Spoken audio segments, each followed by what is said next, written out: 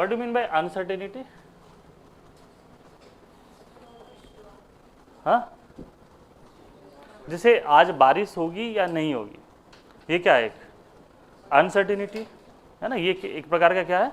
Uncertainty है। तो वो है हाइजेनबर्ग, साइंटिस्ट का नाम था वार्नर हाइजेनबर्ग, है ना, पूरा नाम था वार्नर हाइजेनबर्ग।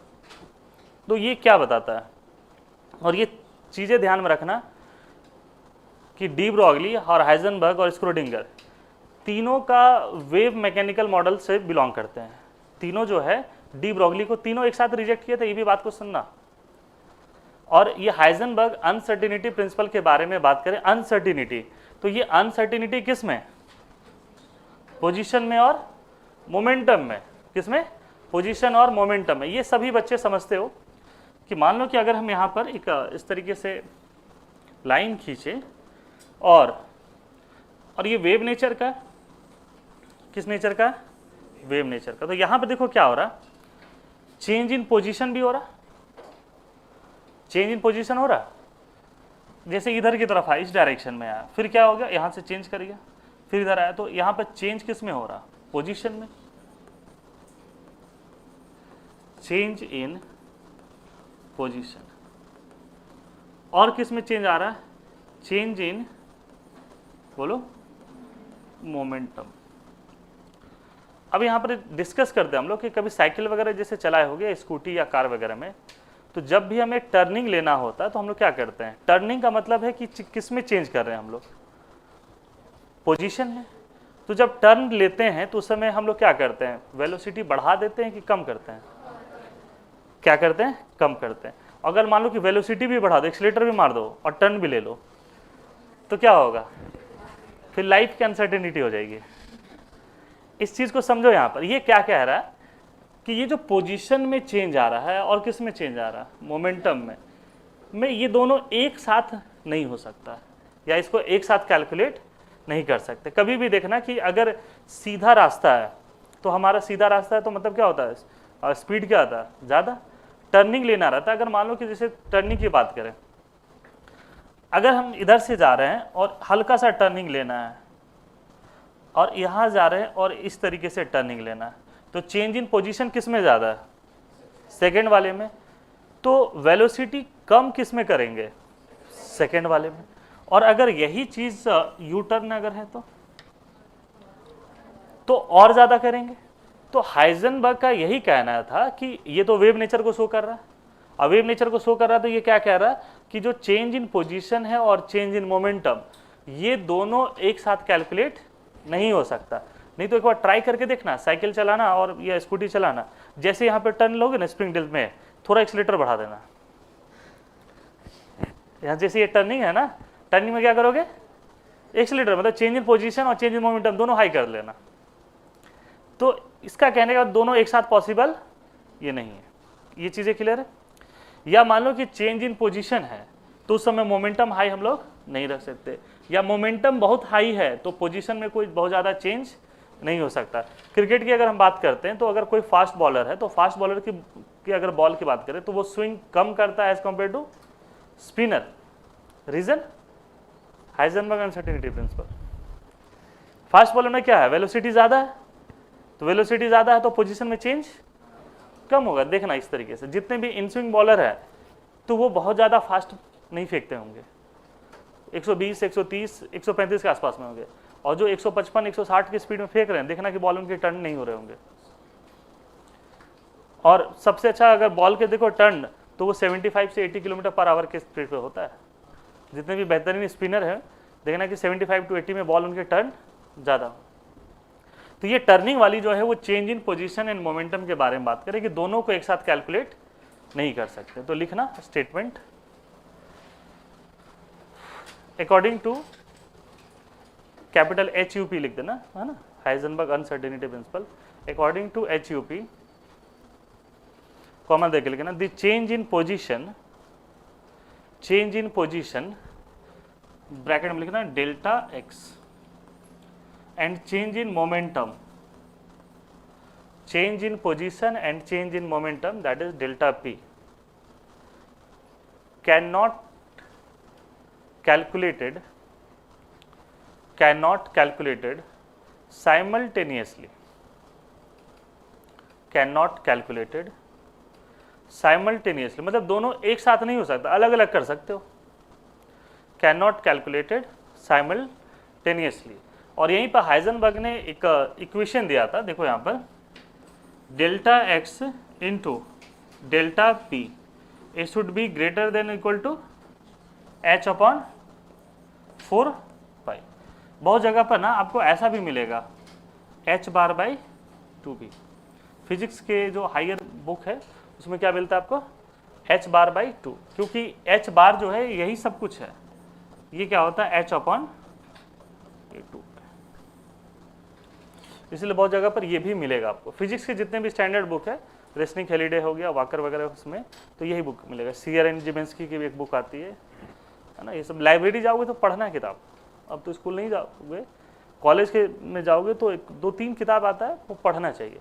ऑर्गेनिक में आता है एक पीटर साइक्स की बुक, छोटा सा किताब है, बहुत छोटा सा है, लेकिन बहुत अल्टीमेट बुक है ना। ये नहीं कि बायोलॉजी की किताब पढ़ रहे हैं ना। फिजिक्स में भी आती है कि यूनिवर्सिटी फिजिक्स, CRN जिमेंस्की लाइब्रेरी में मिल जाएगा, रेस्निक हेलिडे, तो थोड़ा सा चीज़ें समझ में आएगी। जैसे यही सब चीज़ें जो है एज ए केमिस्ट्री टीचर हम नहीं पढ़ा रहे हैं आपको, एज ए फिजिक्स टीचर हम पढ़ा रहे हैं सारी चीज़ें, क्योंकि ये सब चीज़ें केमिस्ट्री में पढ़े हमको फील नहीं आया, फिर फिजिक्स में पढ़े तब हमको एक एक चीज़, छोटी छोटी चीज़ें समझ में आया कि अच्छा ये ऐसे होता है वैसे होता है, इस तरीके से। और सब कॉलेज लाइफ में किताब तो मेरे पास था, CRN जिमेंस्की 11th-12th में, रेस्निक हेलिडे भी था, लेकिन पढ़ता कौन 11th-12th में? उसमें तो HC वर्मा और यूरोडो भी नहीं बन पाते थे। ये 2 किताबें थी हमारे पास, HC वर्मा और यूरोडो, तो यही नहीं बन पाते थे। मान लो 1-1 घंटा बनाते थे, 3 क्वेश्चन बनता था यूरोडो का। यूरोडो का नाम सुने होंगे, तो 3 बनते थे, लेकिन बाद में पढ़ने के लिए शौक से पढ़े ये सब सारी चीज़ें। तो यहाँ पर ये h क्या है, कांस्टेंट है, ये भी क्या है, कांस्टेंट है। तो इसका मतलब क्या हुआ कि जो डेल्टा x है, डेल्टा p है, वो एक प्रकार का क्या है, बोलो, ये कांस्टेंट है। कांस्टेंट का मतलब यही हुआ ना कि हम लोग यहाँ पे कह सकते हैं कि डेल्टा x जो है वो इन्वर्सली प्रोपोर्शनल किसका हो जाएगा, डेल्टा p का हो जाएगा। यहाँ से ये दोनों कांस्टेंट है, तो हम कह सकते हैं कि डेल्टा x और डेल्टा p एक दूसरे के क्या होंगे, इन्वर्सली, या delta p is inversely proportional to x। अब यही चीज कह रहे हैं कि अगर डेल्टा p जो है वो क्या हो जाए, मिनिमम ऑलमोस्ट 0, तो अगर ये 0 हो गया तो डेल्टा x क्या हो जाएगा, ये इन्फिनिटी को पहुंच जाएगा। कहाँ पहुंच जाएगा, इन्फिनिटी। अगर ये ऑलमोस्ट इक्वल टू क्या हो जाएगा, 0, तो ये कहाँ पहुंच जाएगा, इन्फिनिटी को। मतलब चेंज इन मोमेंटम क्या है, मिनिमम, तो चेंज इन पोजीशन क्या हो जाएगा, मैक्सिमम। उसी तरीके से अगर हम लोग कहते हैं कि चेंज इन मोमेंटम, बात को यहाँ पे सुनना, बात में कि ये मोमेंटम की बात नहीं कर रहे हैं, पोजीशन की बात नहीं कर रहे हैं, चेंज इन मोमेंटम। मान लो कोई है किस पर्टिकुलर मोमेंटम से जा रहा है, तो मोमेंटम में चेंज, मान लो कोई अगर हाई स्पीड में जा रहा है और उसको टर्निंग लेना है तो टोक्यो ड्रिफ्ट की तरह वो ले लेगा क्या, तो यहाँ पर क्या लेगा, वो ड्रिफ्ट मार देगा आराम से, लेकिन साथ ही साथ में मोमेंटम में चेंज नहीं कर पाएगा। कभी देखना कि अगर बहुत हाई स्पीड में हो तुम टर्निंग ले रहे हो तो कभी कभी पॉसिबल भी हो जाता है, लेकिन टर्न ले रहे हो और एक्सीलेटर ले रहे हो वो पॉसिबल नहीं होगा। तो यहाँ पर ये मोमेंटम नहीं कह रहे हैं, क्या कह रहे हैं, चेंज इन मोमेंटम। ये पोजीशन नहीं है, क्या है, चेंज इन पोजीशन है। तो अगर मोमेंटम का चेंज बहुत हाई हो जाएगा तो चेंज इन पोजीशन क्या हो जाएगा, तुम अगर मान लो बहुत हाई एक्सीलेटर ले लिए तो पोजीशन में चेंज नहीं कर पाओगे। तो ये दोनों चीजें समझ में आपको, इसको लिखो, इसी को स्टेटमेंट के फॉर्म में लिखता है कि ये 0 होगा तो वो इन्फिनिटी होगा, वो इन्फिनिटी है तो ये 0 है, लिखो इसको। और जब न्यूमेरिकल सॉल्व करते हैं ना तो इसको इक्वल टू करके तब सॉल्व करते हैं इस तरीके से।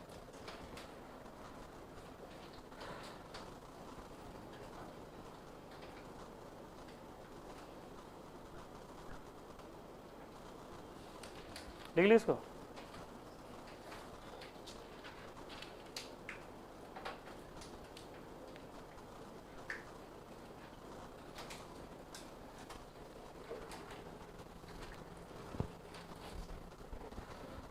अगर हम बात करते हैं ये वाला चीज, change in momentum that is delta P is due to change in momentum. किसके बराबर होता है? Mass into velocity. ये किसके बराबर होता है? Mass into velocity. तो अगर मोमेंटम में चेंज करोगे तो किसकी वजह से मोमेंटम में चेंज आएगा? मास के चेंज होने की वजह से कि वेलोसिटी? तो मास तो एज इट इज कांस्टेंट होगा, ये क्या हो जाएगा? Delta V. इसी चीज को लिखे, change in momentum is due to change in, बोलो, V velocity, that is delta V. Mass में कोई चेंज नहीं आएगा। और कहीं पे साइड में लिख लेना कि जो मास होगा वो माइक्रोस्कोपिक लेवल में होना चाहिए, यानी कि ये जो अनसर्टिनिटी है वो ट्रेन का चक्का में लगा देना है ना, इस तरीके से। किस में होनी चाहिए? माइक्रोस्कोपिक लेवल पे होनी चाहिए।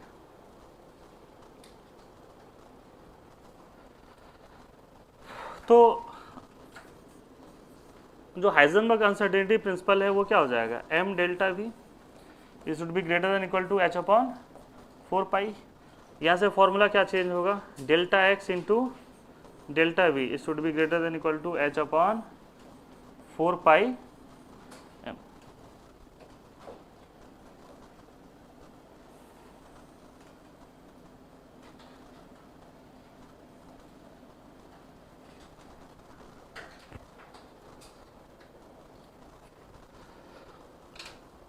तो हाइजेनबर्ग अनसर्टेनिटी प्रिंसिपल अब यहाँ पर क्या कह रहा कि change in position and change in velocity can not calculated simultaneously. अगर वेलोसिटी का चेंज बहुत ज़्यादा होगा तो चेंज इन पोजीशन ये कम होगा, और वेलोसिटी का चेंज अगर मिनिमम है तो चेंज इन पोजीशन क्या हो जाएगा? मैक्सिमम हो जाएगा। याद रहेगा ये चीज़ें? न्यूमेरिकल सॉल्व करना है, दोनों को इक्वल कर लेना। न्यूमेरिकल सॉल्व करेंगे तो इक्वल करेंगे, ऐसे न्यूमेरिकल हम कराएंगे अब, ठीक है।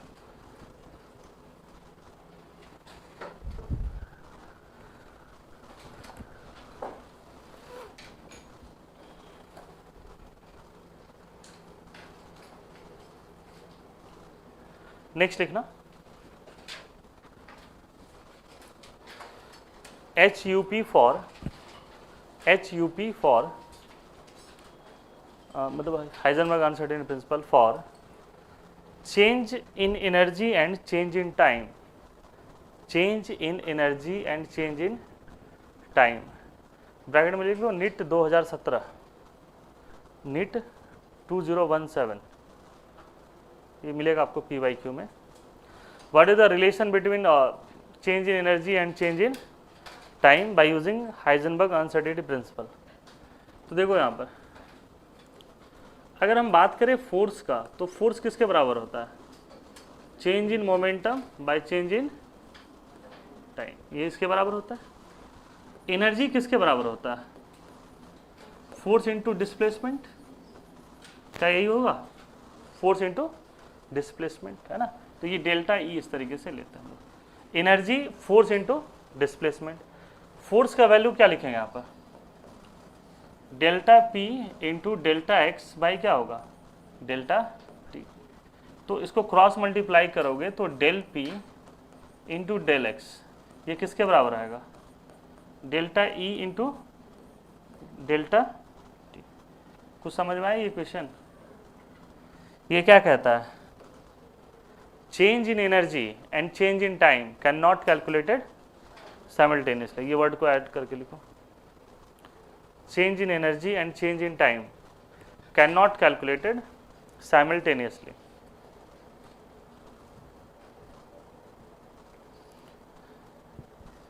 Change in energy and change in time can not calculated simultaneously.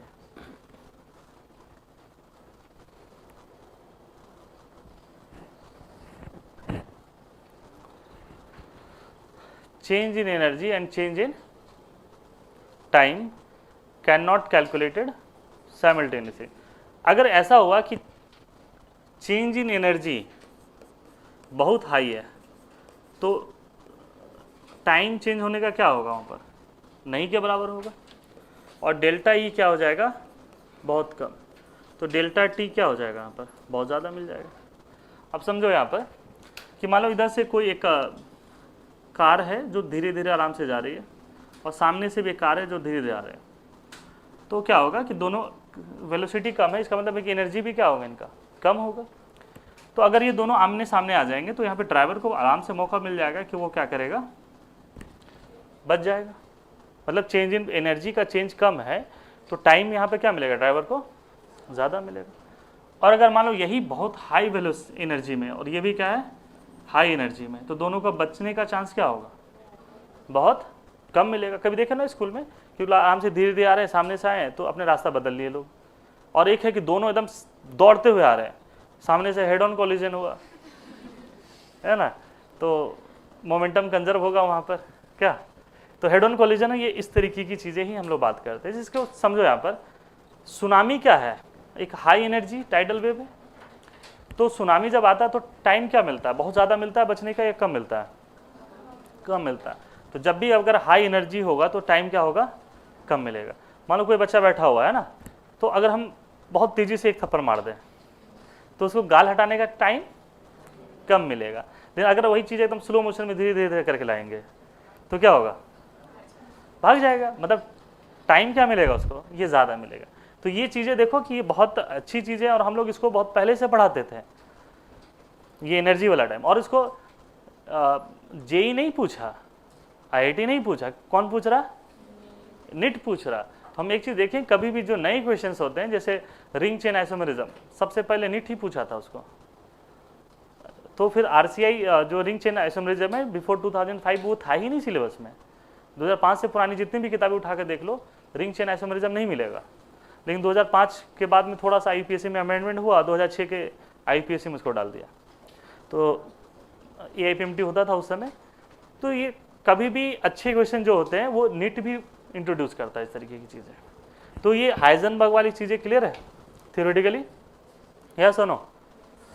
अब जैसे छोटा सा क्वेश्चन कराते हैं, इसमें करना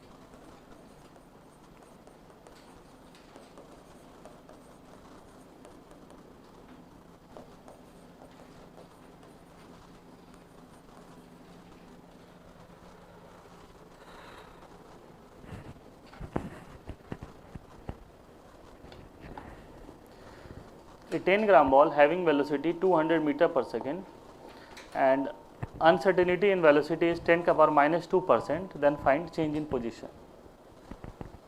Find change in position.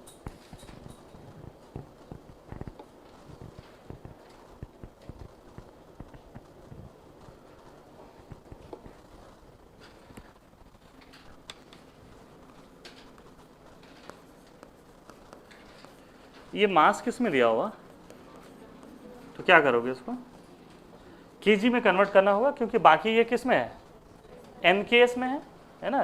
2 unit याद रखना होगा, सीजीएस और एमकेएस। तो ये एमकेएस में, तो इसको भी कन्वर्ट करना होगा। तो ये क्या हो जाएगा, 10 ग्राम को क्या लिख सकते हो, 0.01 केजी। वेलोसिटी कितना है, 200 मीटर पर सेकेंड। डेल्टा भी कितना है, डेल्टा भी क्या है, अनसर्टेनिटी इन वॉल्यूम कितना है,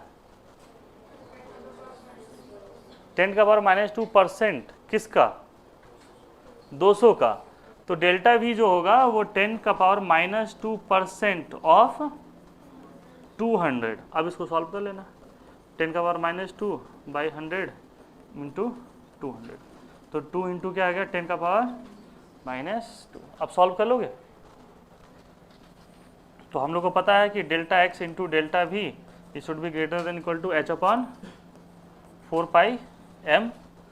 तो यहाँ से न्यूमेरिकल सॉल्व करने समय क्या करोगे, इसको इक्वल कर दोगे। तो डेल्टा एक्स निकल जाएगा 6.626 इंटू 10 का power minus 34, 4 into 3.14 into 0.01 into 2 into 10 का पावर माइनस 2। तो ऐसे ही न्यूमेरिकल आते हैं और ऐसे क्वेश्चन करने होंगे आपको।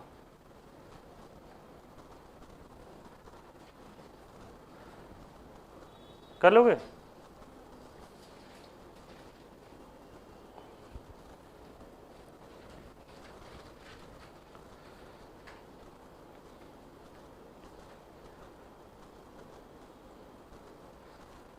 एक ऐसा ही क्वेश्चन लिखना,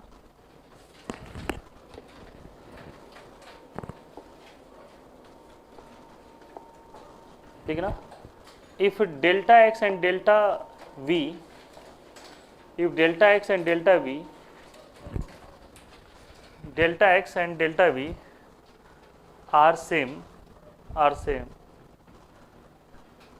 then calculate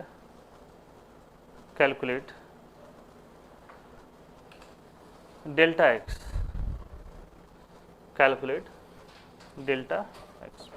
इसको घर पे करना, और है ना, टाइम हो गया तो एक और क्वेश्चन बस लिख लो घर पे।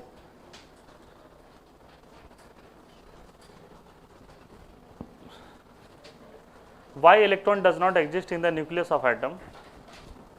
Why electron does not exist? क्या इलेक्ट्रॉन न्यूक्लियस ऑफ एटम में रहता है? नहीं रहता। Why electron does not exist in the nucleus of atom? Explain it with the help of HUP. Explain it with the help of HUP.